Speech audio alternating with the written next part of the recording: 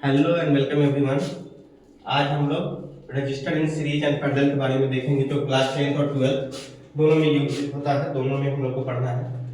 तो हम लोग रजिस्टर इन सीरीज कब बोलेंगे और रजिस्टर इन पैरेलल कब बोलेंगे? जब दो या दो से ज्यादा रजिस्टेंस को हम लोग इन टू इन कनेक्ट करते हैं, यहाँ पे इसको डिफाइन किया गया है।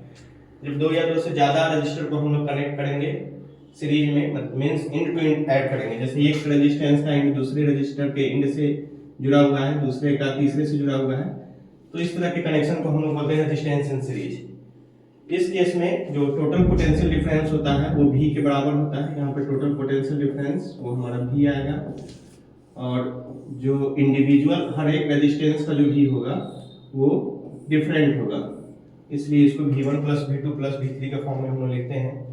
इसमें मेन पॉइंट ये दिया गया है कि जब भी सीरीज में कनेक्शन अगर है रजिस्टर, तो करंट सारे रजिस्टर का सेम होता है, मतलब I सेम रहेगा, but potential difference across each resistor is proportional to its resistance.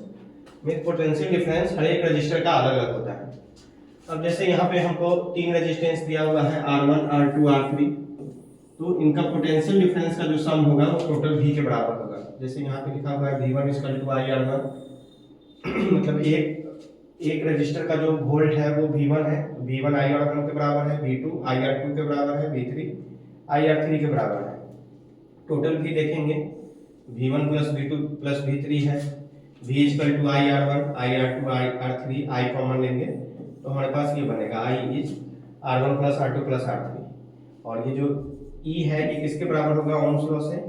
ये I × RS के बराबर होगा, जो रेजिस्टेंस इन सीरीज का है। इस वैल्यू को इसमें पुट करेंगे तो हमारे पास आ जाएगा IRS = I R1 plus R2 plus R3। यहाँ से I और I कैंसिल आउट हो जाएगा, means resistance in series R1 R2 R3 के बराबर होता है।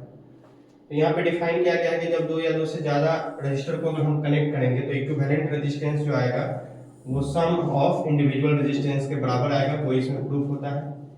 ये 10th और 12th दोनों में पूछा जाता है कि रेजिस्टेंस इन सीरीज का वैल्यू क्या होगा, इक्विवेलेंट रेजिस्टेंस हम लोग कैसे निकालेंगे। तो इंडिविजुअल रेजिस्टेंस के सम के बराबर होगा RS = R1 plus R2 plus R3। और डायग्राम हम लोग ये दिखाएंगे कि जो टोटल सम है वो R1 R2 और R3 के इंडिविजुअल रेजिस्टेंस के सम के बराबर है। और मेन दो पॉइंट इसका ये है कि इसमें करंट सेम होता है, यहाँ से करंट जो साइड जाएगा वो हर एक रेजिस्टेंस के थ्रू सेम जाएगा, बट पोटेंशियल डिफरेंस हर एक रेजिस्टेंस का अलग अलग हो जाएगा।